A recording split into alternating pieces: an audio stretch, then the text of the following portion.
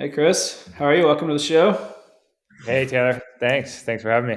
Yeah, absolutely. I'm excited to chat. I think you're our first professional non-endurance athlete on the show, which is great. I think that's going to be a really exciting kind of background to draw in. So, um, I guess for those that maybe don't know you, give us a little bit of background about where you're coming from, and we can use that as a springboard.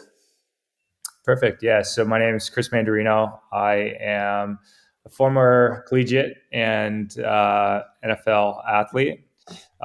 Currently founder and CEO at Life Fuel, which is a plant-based nutrition company with a whole food approach to nutrition.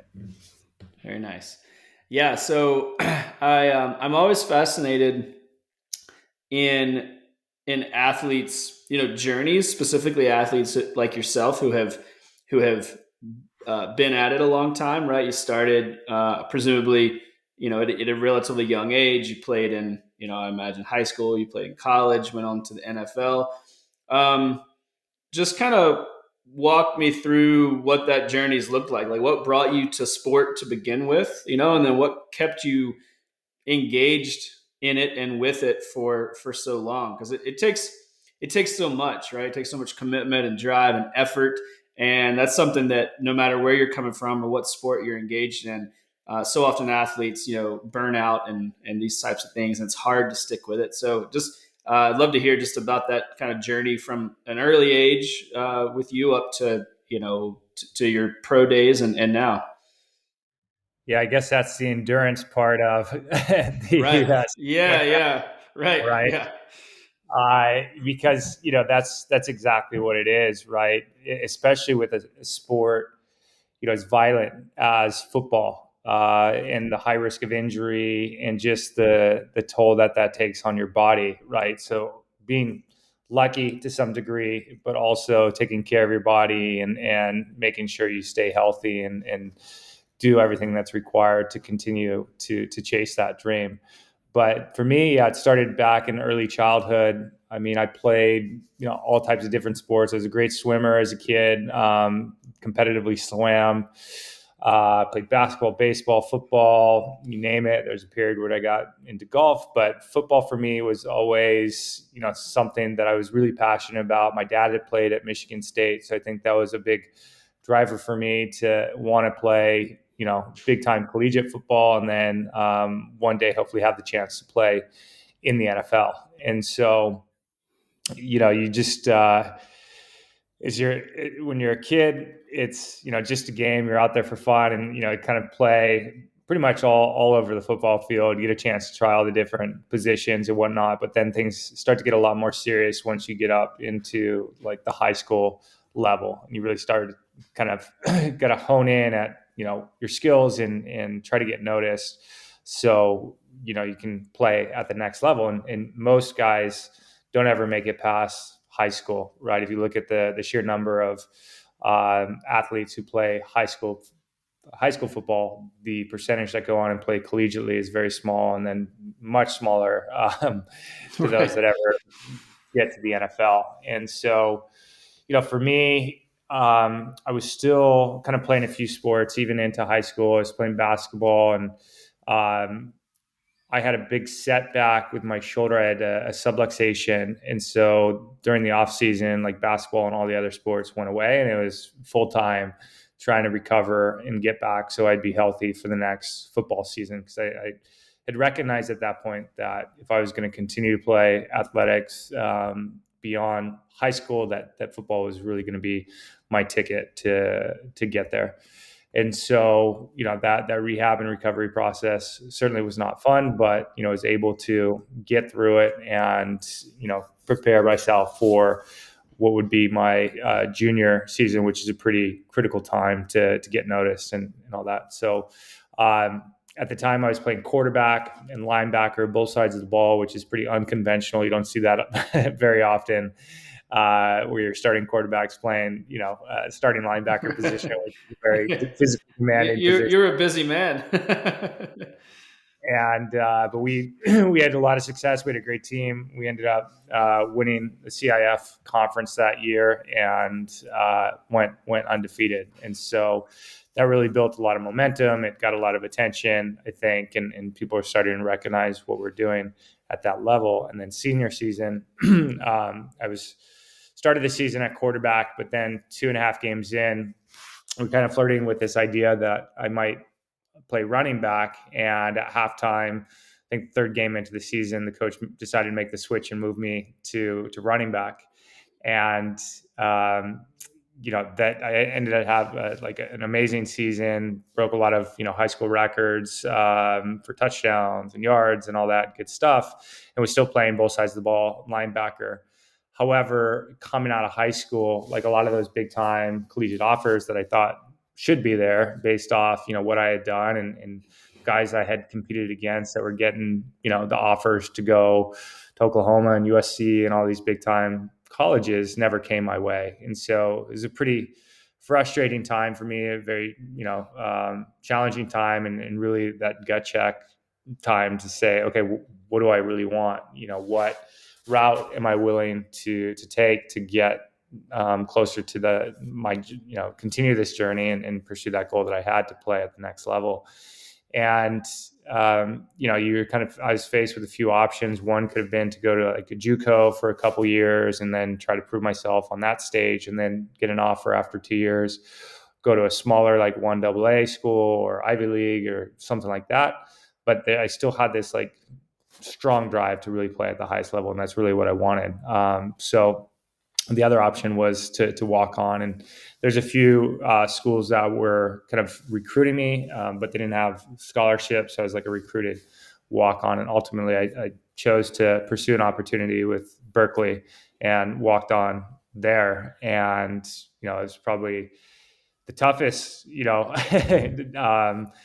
decision, but also the most rewarding, because I really got my butt kicked. The entire first year, I was at a new position, fullback, which I had never played in high school, which was even more physically demanding, required me to be much larger than I was at the time. Yeah. And so really required me to adapt and just work my tail off to really try to earn a spot. And I was fortunate enough that we had a really crummy season. My redshirt freshman year, I think we lost every game except for the last game. I think we beat Rutgers, but I was just, basically a dummy on the practice squad all year. Right. Just getting my teeth kicked in. And then because we had such a bad year, we had a new coaching staff that came in, and that kind of wiped the slate clean for everybody and gave me an opportunity to show what I could do. And, I went kind of envisioning that, maybe I'd step on the field by the time I was a junior or senior, if I was lucky, special teams, and maybe be in the conversation of a starting position, to then getting a chance in spring football and really being awarded with a full scholarship after my first year and named the starter. Oh, And wow. that was huge for me. It was, a big weight off my shoulders in terms of like financial commitments and stuff, because I had to take out loans and everything else just to walk on and play at Berkeley. And so there was a little relief there, but at the same time, in football, you're always kind of looking over your shoulder because somebody's right behind you trying to take your job. Right. And so, Right. you don't want to, you're always kind of scared that you're going to lose it. And so it really challenges you to put in the time, put in the work, stay ahead of your competitors, and making sure you're not making mental errors on the field and everything else. And, fortunately I was able to stay healthy. I had one big setback going into my senior year where I'd broken my jaw. And that was, pretty massive, because I would always been tasked with trying to put on and hold weight, and breaking your jaw makes that pretty tough to do, as you can imagine. Right. Yeah, sure. And everything through a straw for 6 weeks. And I remember they gave me this like cookbook, and so I would cook like an entire meal and then have to suck it down through a straw, and you're finding like little gaps in your teeth to try to do it. It's miserable, absolutely miserable. But I was able to get through that and, have a good senior season, and then get recognized at the professional level. And fortunately, get an opportunity to play in the NFL and pursue that childhood dream. So, it's definitely a challenging road, and there's certainly many setbacks and a lot of times where I just wanted to give up and Yeah. stop altogether. But the reward was certainly worth it, and really the relationships and experiences that I had along the way made it, yeah, worth every ounce of effort. Right. Yeah. I mean, that's a great story. I mean, what do you feel like the thread is or was that kept you in it? Because I mean, there's a lot of setbacks there. Any one of those would have been, anybody I think would have said, well, that's fair. Yeah, you went a different route, right? Like no one would have, uh, cast stones and be like, well, I didn't try hard enough, right? I mean, there's just some big deals and yeah, I mean, so what's the thread that kept you in it? Because um, that's so much a part of kind of the athlete, experience and condition, right? No matter where you're coming from, is it's always a bumpy road, right, to reach your goals. Like even if they're no matter what your goal is, if it's the NFL, like, or if it's just trying to reach your full potential in some, seemingly smaller capacity, it's always harder than you think it's going to be. And so, yeah, I mean, what was that thread for you that kept you in it for, I mean, a long time? Yeah, I think for the first part of that journey coming out of high school, I really had like, I guess since I could remember, that strong like vision. Like I remember that's the one thing that I wanted to do, in that phase of life was to make it to the NFL. And then I also had a strong vision that I wanted to be a successful businessman in another chapter of life. And those are two really concrete visions that I had when I was, a young kid. And so I did a lot of stuff, I think early days, to try to manifest that in goal setting or whatever. And I think that kept me pretty resolute on trying to achieve that goal. And when I guess the success or the scholarship offers didn't come immediately out of high school, it was certainly very discouraging. Um, but I think it motivated me to kind of prove to myself if I really wanted that, and also prove to others that I deserved and I could compete at that stage, even though that's super challenging when everybody's telling you you can't. And so like the support system I had around me, my parents, and everything, like their belief in me, I think really helped me along the way, because during those dog days of summer camp and just like I remember planning my escape of like just give it all up and go back home to SoCal and do what all my friends were doing. But there was just, I guess, that hope and belief that if you keep grinding it out, there's something bigger waiting for you on the other side. And that's really what drove me. And I remember when that first year at Berkeley, we would practice above the stadium.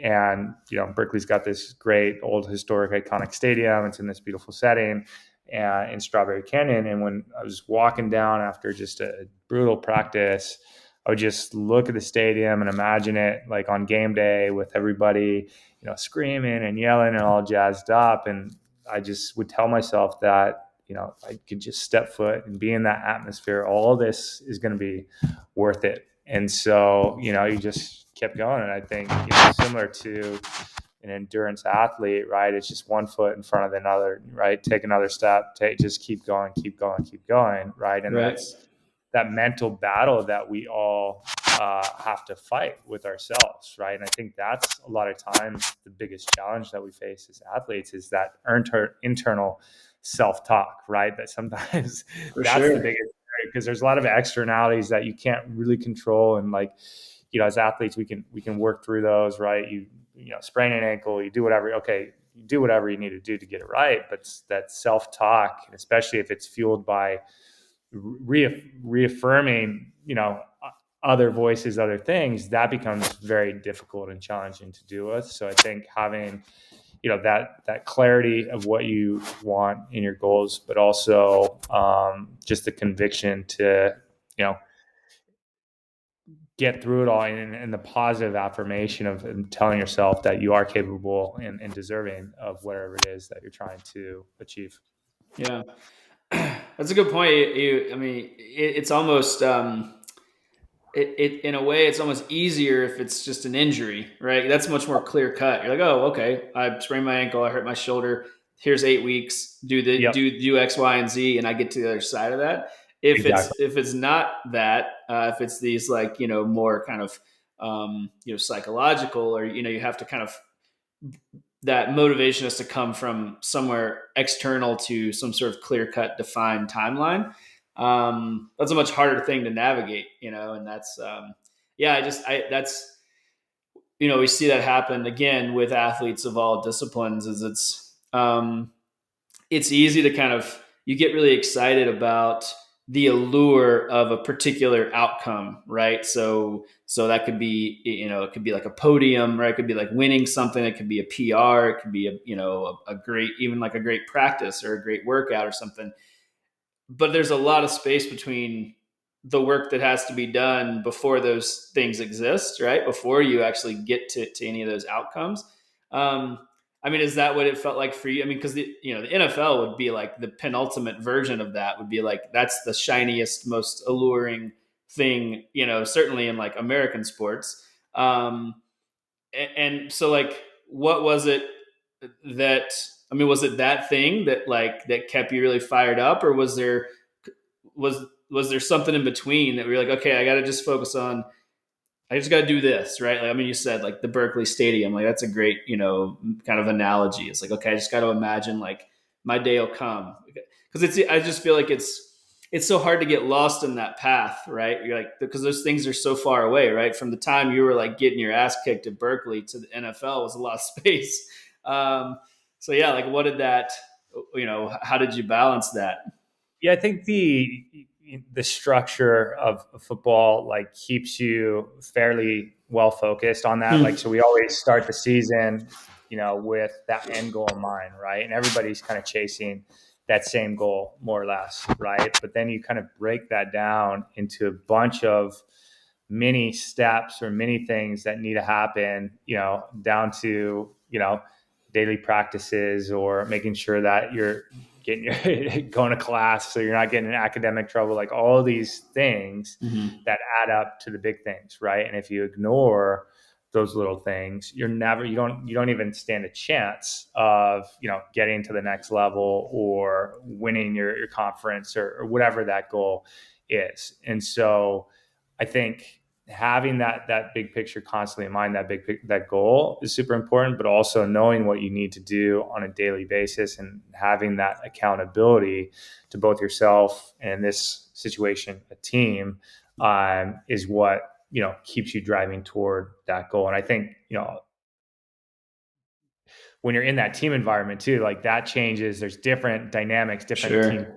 chemistries, right? So that in and of itself can totally change and shape a player and the team as a whole, obviously, right? So if you don't have Yeah. the right leadership structure in place, from upper management to the coaching to individual players who are supposed to be captains and stuff, it can totally disrupt your ability to get closer to those goals. So there's a lot of, I guess, things that go into it, but you know what your responsibilities are. You pretty much know what is required to get what you want. The question is, are you willing to put in the extra time? Are you really willing to, like, how far are you willing to go? How far are you willing to push, Right. compared to the guy next to you or behind you, right? And Yeah. great teams, right? They do that equally well. So there's a lot of healthy competition amongst the teams, amongst positions, and that kind of raises everybody up.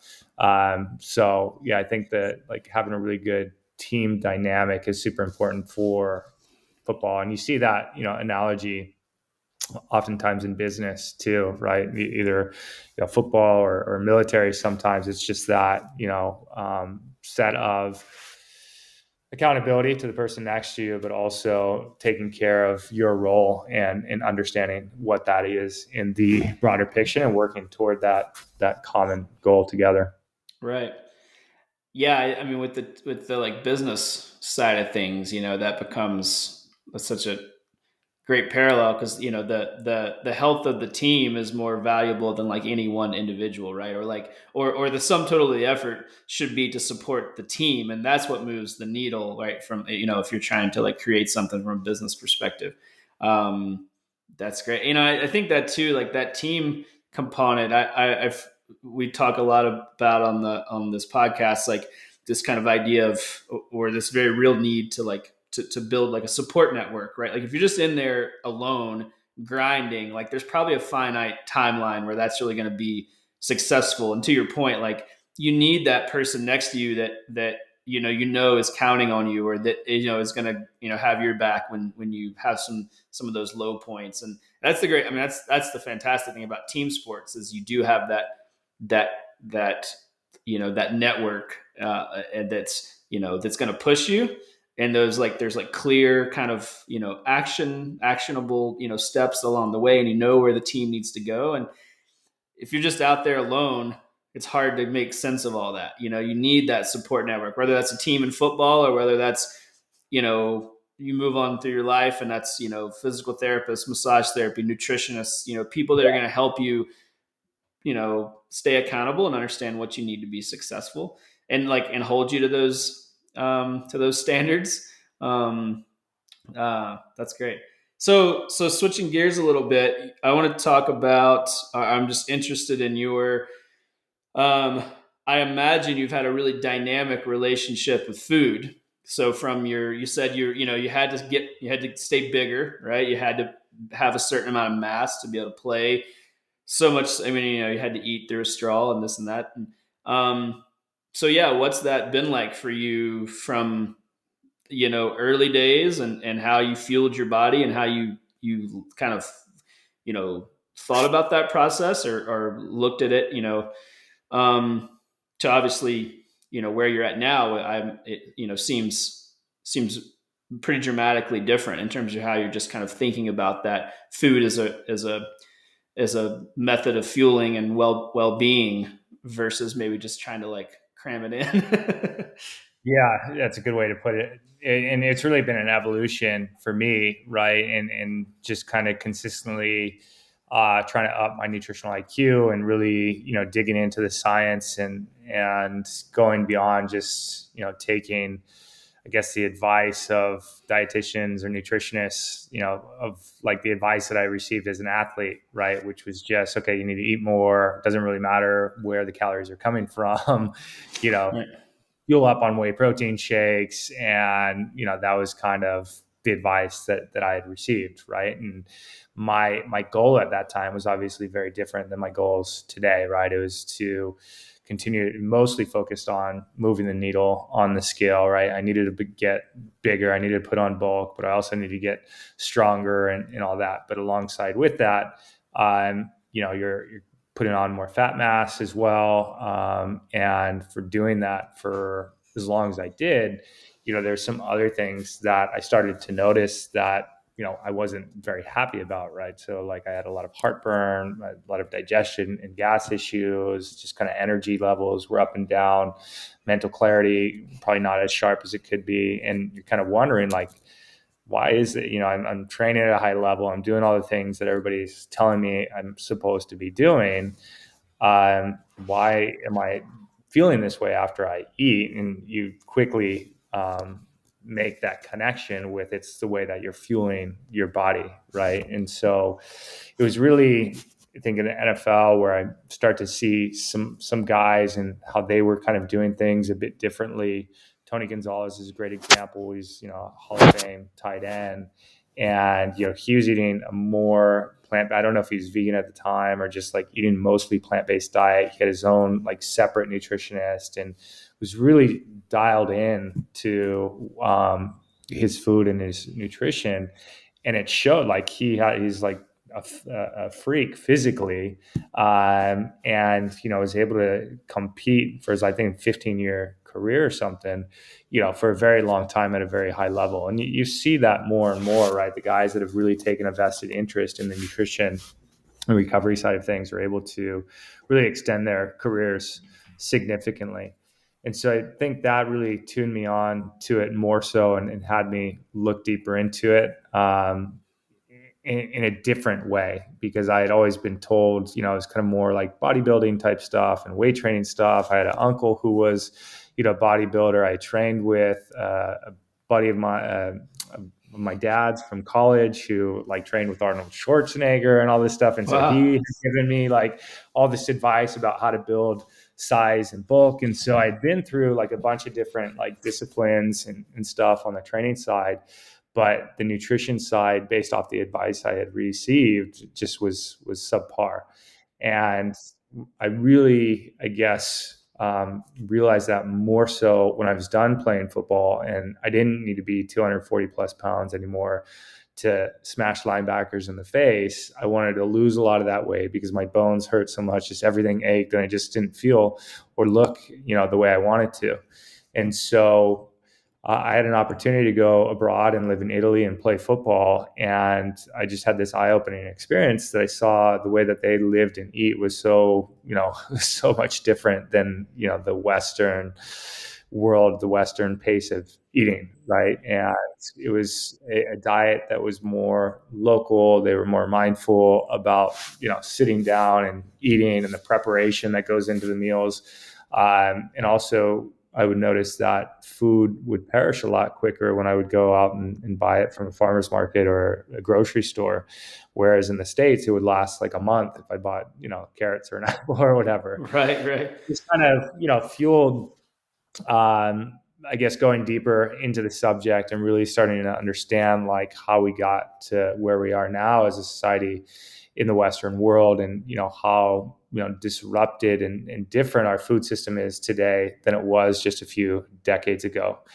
And I think at the same time or shortly thereafter, I had an opportunity to get started in the professional world of nutrition, working for a bariatric nutrition company that was really aligned with a lot of the world-class weight loss surgeons in the world, and a very different set of health challenges, but very eye-opening as well, because I saw firsthand nutritional deficiencies and how when people aren't getting everything that they need from food, even if you're getting a surplus of calories, it's still very, very challenging to get the core micronutrients, the essential nutrients from diet alone. And when you dig into the science, you see that 95%, give or take, of Americans are not meeting their basic nutritional needs for one or more vitamins and minerals, right?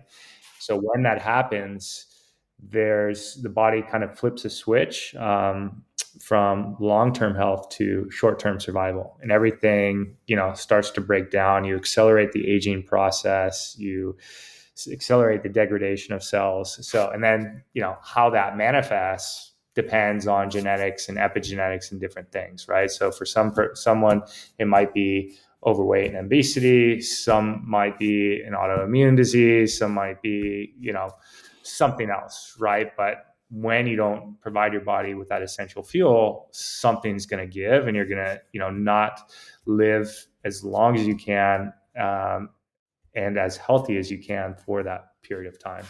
So that's what really drove the interest, nutrition, because I was personally going through it, trying to transform my body, just looking at all the different science and all these different crazy, nutritional theories. And, we're just,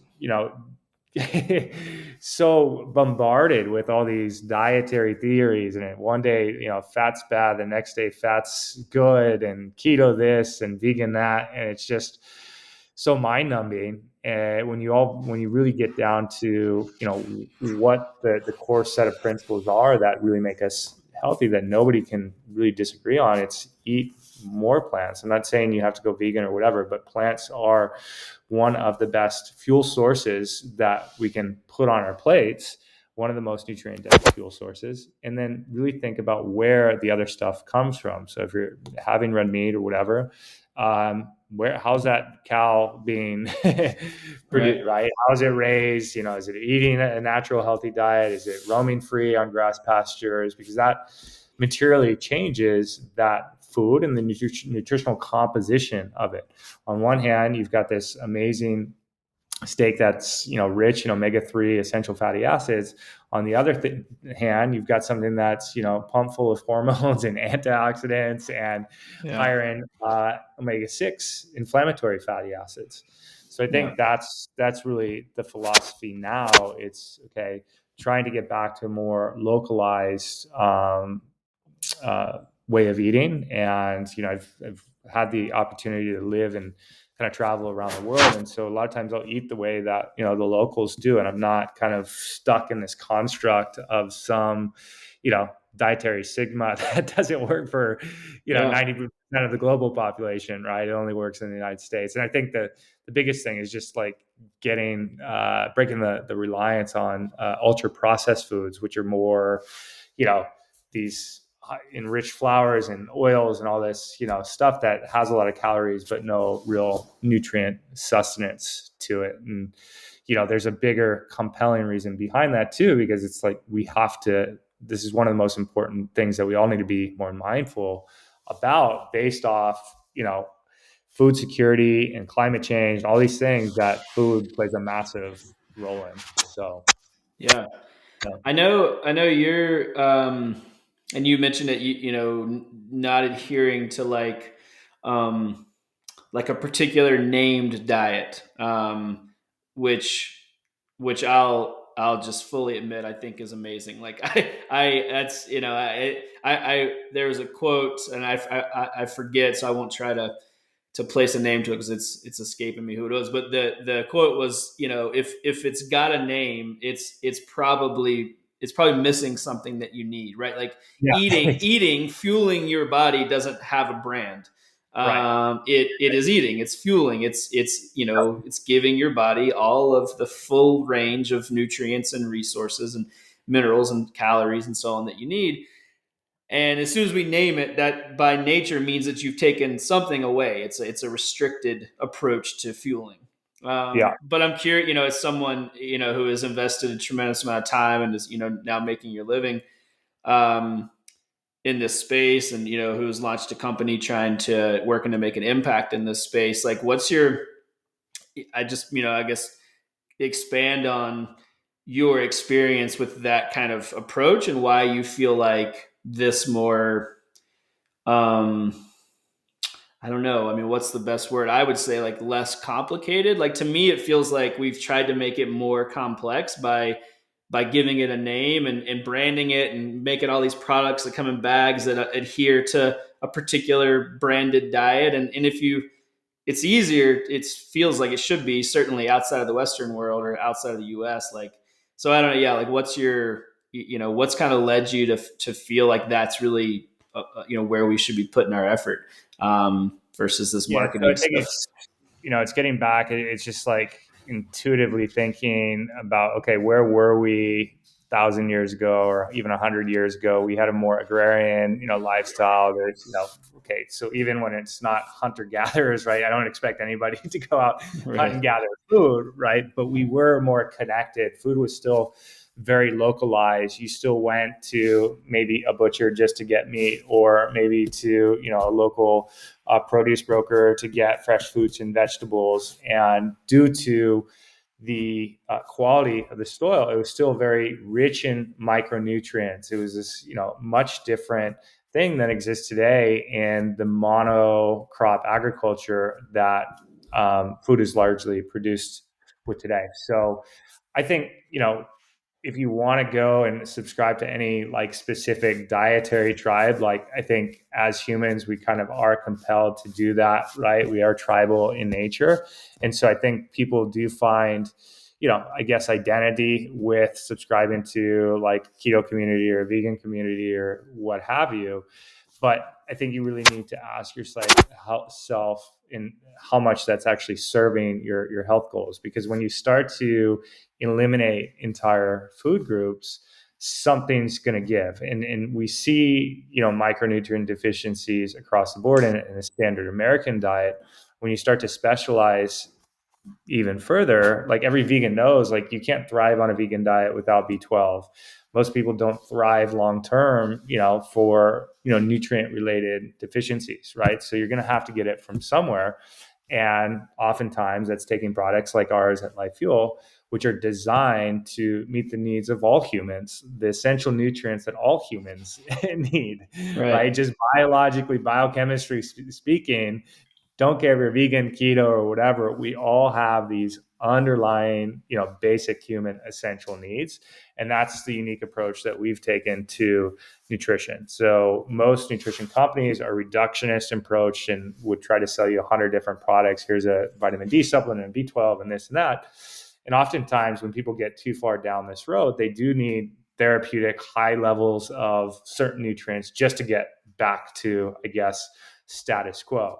Our approach is here's the stuff that we all need daily basis. So assuming that you're fueling your body the way that you're supposed to, this is complementary to a more intuitive way of eating, which is centered around whole food, plant based, predominantly foods. And then when you're eating animal sources, something, hopefully you have the consciousness to seek out higher quality sources, more localized sources that are going to be better for you and better for the planet. I think if we can get back to a system that kind of supports that, and less about trying to create this idealized perfect diet, the better off we'll all be, the way less confused we'll all be, because there's no perfect diet, right? The only perfect diet that exists is one that's right for you at this moment based off your personal health goals, your socioeconomical Sure. circumstances, your genetics, microbiome. I mean, it just gets very complex very quickly, if Hmm. you really try to, and it needs to be deeply personalized. And so, like, the sooner that we can kind of throw out all this dietary dogma and get back to this core principle way of eating, the better off we'll be for it. Yeah. What's your, you know, I guess advice or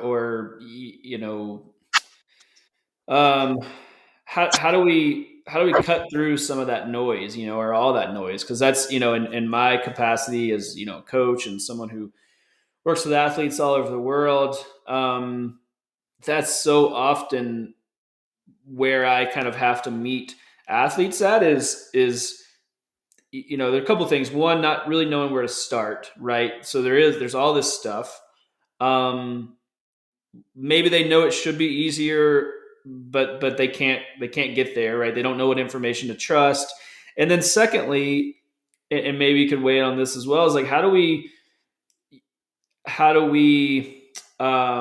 think about food like as fuel, like you said, it changes based on what you need, right? So, and if you're in an athletic body, if you're someone who is moving regularly or making movement part of your lifestyle, like your nutrition needs may very well shift throughout the year or the week, or and so there you have timing concerns, you have density concerns in terms of so how do we take all of these kind of desperate pieces and like encapsulate? So in your experience, as an athlete and with Life Fuel, like what are some of our ways that we can help kind of consolidate and condense a lot of this so we can give people the ability to fuel their bodies in a way that is right for them and makes them feel good.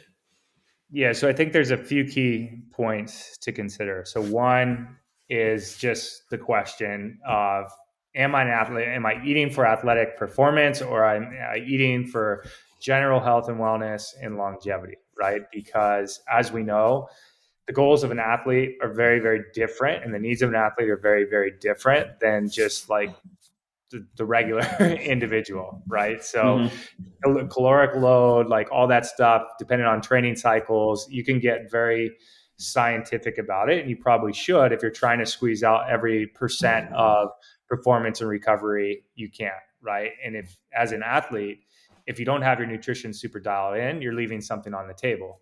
I would say the same thing with humans, right? As an entrepreneur, as a person, as anybody, if you don't fuel your body correctly, you're not going to be as clear as you could be. You're not going to be as energized you can be. You're probably going to get stuck on some sort of vicious cycle where you're caffeinating for energy and you're Yeah. boozing to go to sleep, and it's just, you think you're doing well, but at some point something's going to break. So that's the Mhm. first thing, is really thinking about, okay, what are my goals, right? And how does that, I guess, apply to where I'm at in life right now? Is it strictly for athletic purposes, or is it for just the broader, longer term picture?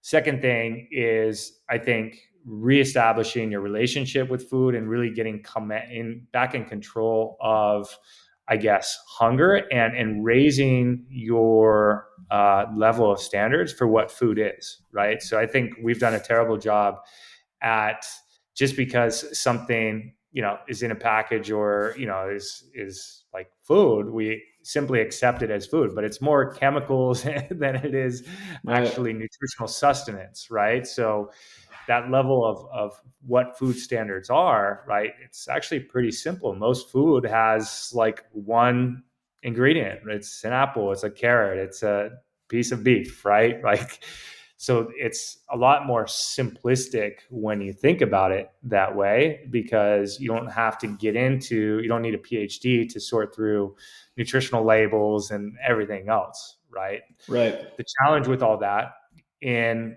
modern Western world, we're so crunched for time, right? So we seek out convenience, and we trade convenience for health, right? And I think that's where, like, Fuel as a company, we understand that. We understand that crossroads. It's something that I experienced firsthand as an athlete. You're trying to squeeze in extra calories throughout the day. You're running between workouts and class. You don't have, 2 hours in the middle of the day like we do here in Italy to sit down and have siesta and just eat, and it'd be all good, right? So, you need that, I guess, those quick and convenient fuels to get you through. But I think if you're more in control of your hunger and of your fuel sources, you realize that, okay, if I don't eat in the next 2 hours, I'm not going to keel over and die. I can wait, until I can actually put nutrient dense fuel in my body. And again, for the average person, there's actually a lot more benefit that you would gain from, that non-feeding window, right? When you're giving your body a chance to digest and absorb, all the nutrients from the last feeding window, as opposed to thinking you're an athlete and you need to fuel every 2 to 3 hours to stay in muscle protein synthesis and pack on more. It's just, Right.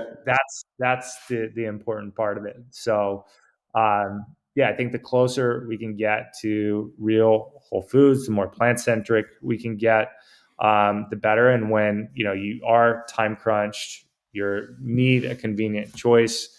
It's something where I think Life Fuel can come in very handy, because it gives you the peace of mind that at least you're meeting your core essential nutrients and filling the gaps that exist in pretty much any diet, any modern diet. Yeah. Yeah, I mean, taking the that kind of guesswork out of it. I mean, like we were talking about earlier, is that you don't. It is hard to know where to turn, and if you're looking at a shelf in the grocery store and you're trying to come up with a healthy, what feels like some sort of healthy solution for those moments between when you are crunched and you don't have 2 hours to prepare, like what do you do, right? And so often we don't make the best decisions because it's all shrouded in mystery and marketing, and it's hard to know. Right? It's, I mean, like you Yeah. said, like you have to have a PhD sometimes to like unpack what really you're eating and where it's coming from and what's kind of quote unquote good or bad. You touched on like honoring your hunger, which I think is great. That's one of the things we do. Our dietitian on our team, um, that works with our athletes one on one, comes at things from kind of a more of like an intuitive eating perspective. So we start, not on the meal plan side, but more of like your relationship with food and understanding your body's cues, and then we'll kind of back ourselves into how to fuel properly once we have some of these kind of core constructs nailed down. But what's that? I mean, what's that experience been like for you? Because that language is not something that a lot of us in the West are familiar with. I certainly were until I started to really work to kind of educate myself on like what the root kind of cause of some of these issues is for, again, specific to my world, to athletes. So what's how did you arrive at that, that language and that understanding of kind of honoring that hunger? Yeah, so a few things. I think hydration is an important part of it, right? So if you're not hydrating consistently, and a lot of us are underhydrated, so that signal alone can be confusing with "I need food." Mm-hmm. Um, so the first cue would be to, okay, maybe I'll start with a glass of water, see how that sets. Does that take my hunger away, or am I still like very hungry? Um, and then I think to reshape that relationship, sometimes it takes some sort of challenge, and maybe it's like, can I go on a 24-hour fast, right? And realize, okay, I'm not going to die, Right. but like it really kind of flips the switch and puts you back into control, right? I've done, I think, a 3-day fast, right? And that's super challenging, but it kind of gradually, teaches you that, you're the boss of your nutrition and not the other way around, right? You're not just every time you get a little murmuring in your stomach, I'm going to rush out and grab the closest thing to me because my body's telling me I need to eat. No, it's different, right? You're now in Mm-hmm. charge. You make the choices, and you have elevated your game as to what you are going to fuel your body with. And again, also understanding it's not perfect, right? We all have indulgences. You shouldn't feel guilty if you want to go out and you have, a slice of chocolate cake or whatever. But again, it's with that goal centered focus in mind, right? And if you're doing that 90% of the time, then you're probably not going to get closer to your goals, right? But if it's a little here, a little there, it's not going to, it's not the end of the world, because the majority of the way that you're feeling your body, the majority of those meals are going to be centered around what your body really needs, and going to help it to function optimally. So, yeah, those are a few different things. And I think also just throwing out everything that you think about nutrition and starting with like first principles and say, okay, well, like if I just started with something very basic and simple, my recommendation would be just go zero, like don't eat anything out of a box or a package for a week or however long you think you can do, and see Mm-hmm. how you feel, right? Don't cut out any other food groups. Let's say just don't eat anything out of a package for a week and see, you know, what improves, what changes, right? And then if Mm-hmm. there's little micro changes that you want to make beyond that, go for it, right? But I think the more that we can reduce dependence on ultra processed foods, start to cut out some of the other, high inflammatory foods in your diet. A lot of people don't do well with dairy. It's pro-inflammatory. There's a lot of, challenges with it. So doing that will continue to kind of elevate your health and get you to look and feel better.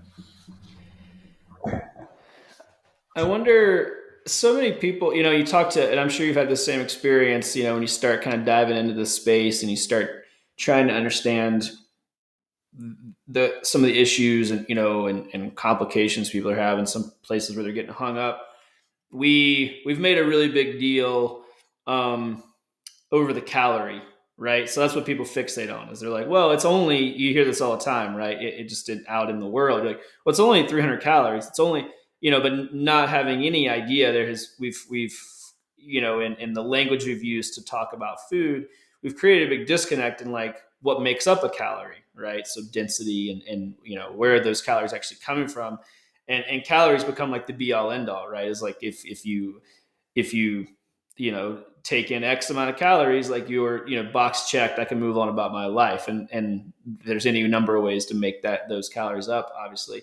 um I mean, yeah, like what's been your, I'm just curious, like again, from someone in your kind of space and position, how do we work to shift that mindset, that calories are important, right? Again, especially based on your goals. Do you need a surplus of them? Do you, if you have weight loss as a goal, do you need to have a deficit of them? But yeah, how do you position the calorie kind of in the ecosystem of healthy eating?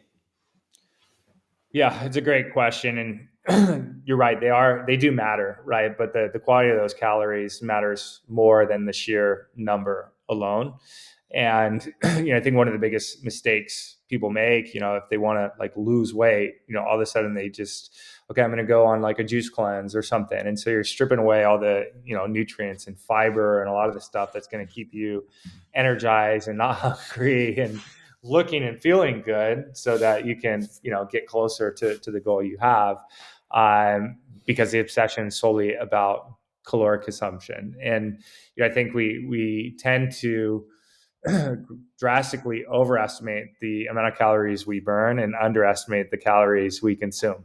Right. Right. So it's very challenging if you're purely focused on a calorie number to get that right, unless you're like really weighing and measuring and tracking, or eating everything out of a box where it's already pre-calculated for you, right? Right. And so a lot of those are not going to result in that scenario that you're trying to achieve. So what we do in our transformation program is we don't focus on calories at all, right? We say, here's like the foods that you should be fueling your body with. Go nuts, right? Eat until you're satiated with your full, until you're full. And there's the time it takes. I think it's the ghrelin hormone, from your gut to your brain to realize that you are satiated, that you're full, you've had enough, is about 30 minutes, right? And when you do that with real whole foods, like try to sit down and eat like a baked potato or two, it's going to be, you're going to feel satiated or full, right? Especially like a sweet potato or something. You wouldn't have any problem sitting down eating an entire bag of like Lay's potato chips, just not thinking twice about it, right? And so, on one hand, you've consumed a massive amount of calories, but haven't, satiated your hunger, and you've also consumed a ton of chemicals, a ton of like other crap that is going to throw your body into this biochemistry like spiral, Right. whereas like with real whole foods, like your body knows how to take all those, phytonutrients and the fibers, and there's so much that's happening as a result. And the body needs to work in expending energy, just breaking down and digesting that food too, versus, these simple calories that don't require as much effort by the body in the first place. So as a result, you're burning less calories, you're consuming less, and it throws that whole, equation totally out of whack. Yeah. So, I think, there's if you're an athlete, or if you're trying to like, drastically transform your bodies, then it's important to be mindful about like that caloric surplus or a deficit. I don't think it needs to be, to the point where you're super dialed into like weighing and measuring down to every ounce. So, because I've done that and it's miserable and it's not sustainable for Right. most people, right? It's Yeah. extremely time consuming. You're stressing out. And for me, it took all the joy and the pleasure out of food in the first place. And that's something that we should all love. Like, who doesn't love, sitting down and just Yeah. enjoying a great meal with friends? And, nobody wants to have to go and, in a closet to go weigh, everything out, the Yeah. precise, microgram of nutrients. So I think, again, that's what a whole food plant centric diet can do for you, because it's changing that quality factor, and it's also going to inform your body better as to when you've had enough. And I know we're crunched for time, but I think that's another thing that we all need to ask ourselves. Well, do I have a little more time? Do I have 30 minutes to invest in, preparing a meal for myself? Or do I really need to watch another Netflix show, or really need to go, just check out on social media for 30 minutes? So it's really comes down to a question of priorities, right? We can say that Right. we want to, increase performance. We can say we want to look and feel better, but if we're not willing to put in the time, if we're not willing to, ratchet it up very high on the priority list, which I think it should all be for everybody, Yeah. or near, the top few priorities that we have in life, then you're fooling yourself to think that you're going to reach your goals or not have, some sort of, negative health outcomes as the result of not taking it seriously. Yeah. Yeah. I think it's really, interesting that we've, in kind of the modern world in the last handful of decades really pushed fueling our bodies, like the thing that literally keeps us alive, is like low on the priority list, right? Like it's the last thing we think about. It's the last, we do all the other things, then it's like the quickest possible route to just make sure I don't feel that, horrible or what, and there's a whole list of, that goes into honoring hunger and this, that, and the other. But, to your point, like, really, if you like, what else are you doing other than keeping yourself alive, right? Like, you should really put that it's like, drink water, feed yourself. Those are like one and two, right? And then it's all the other things we think we are super important. And of course, you have responsibilities and you have to live up to those. And Yeah, but that brings up a good point, right? When you aren't